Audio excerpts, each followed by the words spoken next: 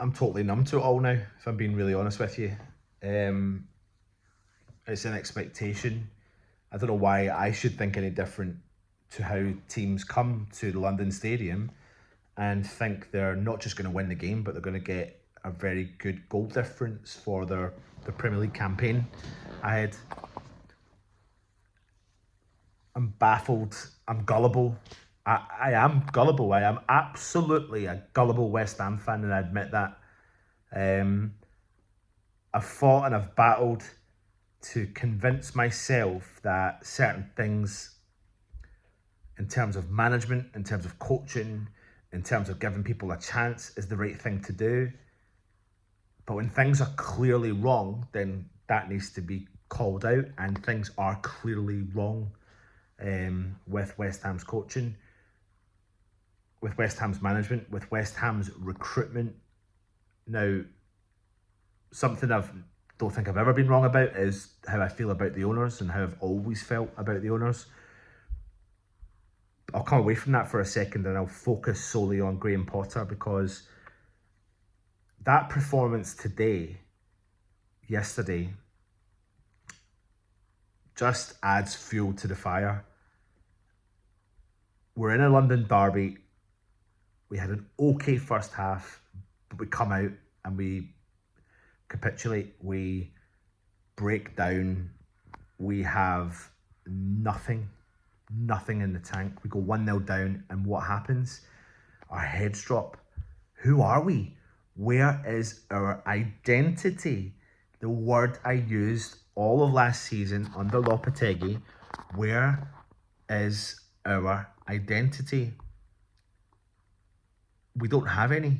We don't have any from top, middle. I was going to say to bottom, but in terms of the way that, I don't know. Yeah, it's top, middle to bottom. It is. The only identity we've got is the hardcore fans, the fans that are the OGs, not the touristy fans, but the fans, the West Ham fans, and there's nothing in the tank. There's no identity. There's no va-va-voom. There's no excitement.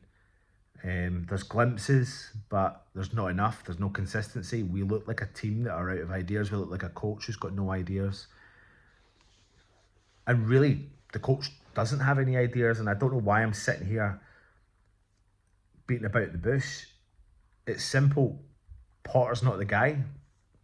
Can't even believe I'm saying it. I can't believe I'm saying it so quick, but he's not the guy. It's clear he's not the guy. Since he's been in charge, we've conceded loads of goals. We've lost games. He's got the worst loss ratio as a West Ham manager for the amount of games that he's been in charge of. And he's clearly not the guy. He's clearly lost. He's clearly confused. And he's clearly got no get-out clause. And I'm sitting here now saying to you, do I think Potter should go? And my answer to that is yes. And then the first question I would ask myself is, well, who would you get in? And I've had this debate so many years in a row since Moyes is gone. Who would you get in? And people would always name specific managers. I remember once being told that I would have got Emery in. I don't think Emery would have done a job at West Ham. I'll tell you why in a minute. Then people say, Nuno Espirito's available. Would you get him in? And I'm like, I wouldn't get him in. Now, would I want him in? And would I want Emery in at the time? And would I want these types of managers in at West Ham? And the answer to the question is yes. Would they work?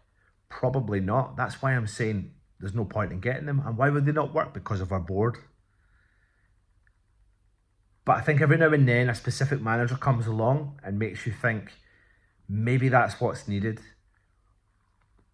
Now, I'm just briefly talking on David Moyes, only simply down to the fact that he knew how to manage the board, right? He got a turn from the team. He got results. But we all know how that ended, because the trajectory of West Ham wasn't looking good. And to be honest with you, the lack of investment, the lack of future-proofing the club really started from back then. But then you look at other managers around and you think, who's there? Who can come in and set a cat amongst the pigeons and throw a spanner in the works, and who's got a bit of an ego, who'll challenge the board, who'll challenge the press, who'll challenge the team. An old guard manager who's done it, been there, done that, wore the t-shirt. And I think to myself, am I actually about to say what I'm about to say? And Jose Mourinho, is he the one? And I think he could be. I think it's what West Ham need is an ego manager, a manager who's got the belief in himself so much that he's willing to come in and do a job at a club like West Ham.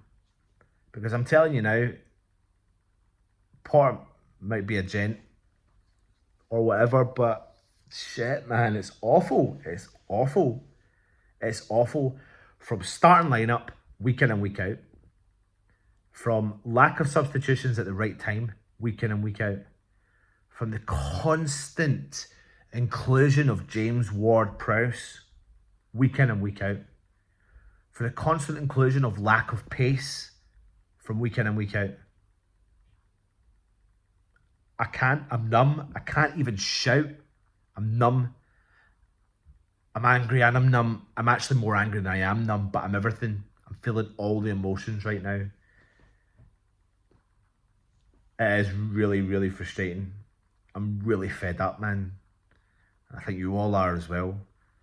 And I apologise to anyone who ever watched the match day live yesterday, because I spent 35 minutes without hardly speaking because I really struggled, because nothing was happening, because West Ham had nothing to fight for, because the team gave up, the coach gave up, everyone gave up. Totally numb, totally angry, and it's time for a change. I fear that no matter the change, once we've got the owners in place, it'll never change. But for me right now, something needs to give, and that give is Graham Potter.